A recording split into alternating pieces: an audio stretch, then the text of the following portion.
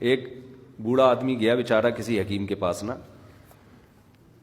تو حکیم سے کہنے لگا کہ مجھے کھانسی بہت ہو رہی ہے. حکیم صاحب نے کہا بڑھاپا ہے, ظاہر ہے بڑھاپے میں تو ہوگی کھانسی.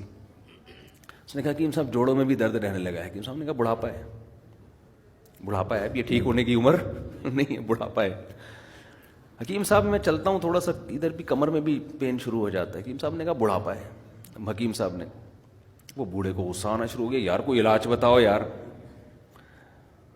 تو بوڑھے آدمی کو غصہ آ کے حکیم صاحب سے کہتے کیا بڑھاپا لگا کے رکھا ہوا ہے یار, ہر بات میں بڑھاپا. حکیم صاحب نے کہا یہ بھی بڑھاپا ہے. جو آپ کو غصہ آ گیا نا, ایک دم ایکسائٹیڈ ہو رہے ہو, تو دیکھو کیا کر رہے ہیں, ٹینشن دے رہے ہیں. ایسے ایسے نسخے بتائیں گے, آدمی کہے گا بھائی یار میں بیماری ٹھیک ہوں. ایک حکیم صاحب کے پاس, ہمارے جاننے والے حکیم تھے, ان کے پاس ایک پیشنٹ گیا, کہنے لگا کہ کیلشیم کی کمی ہے نا. حکیم صاحب نے کہا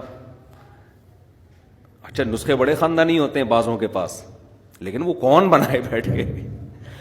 حکیم صاحب نے کہا یہ جو انڈا ہے نا, اس کا چھلکا, مجھے پورا بھی یاد بھی نہیں, 15-20 سال پرانی بات ہے, یہ انڈے کا چھلکا لو, چھلکے کو کھرل کرو, کھرل کر کے پتہ نہیں کون سا اس میں کشتا ملاؤ, پھر اس کو مٹکے کے اندر دفن کر دو, 6 مہینے بعد نکالو, پھر اس میں پتہ نہیں اتنا دودھ ملاؤ, کیا کرو, وہ اتنا لمبا. اس نے کہا میں ہڈیوں کے کیلشیم کے بغیر ہی ٹھیک ہوں, میں ہڈیوں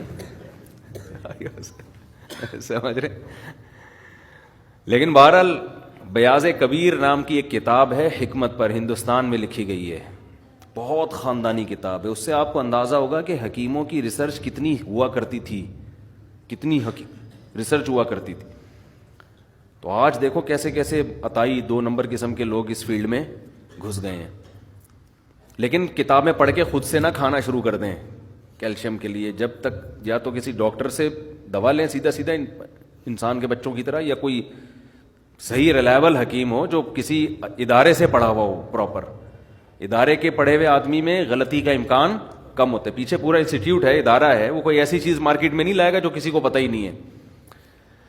اچھا خیر, ہم کہاں چلے گئے, تو نبی صلی اللہ, ہمیں یہ بتا رہا تھا کہ آپ صبح اٹھ کے جب اس طرح سے خاندانی طریقے سے مسواک کریں گے, مزہ نہ آئے پیسے واپس, آپ کے منہ میں خوشبو پیدا ہوگی.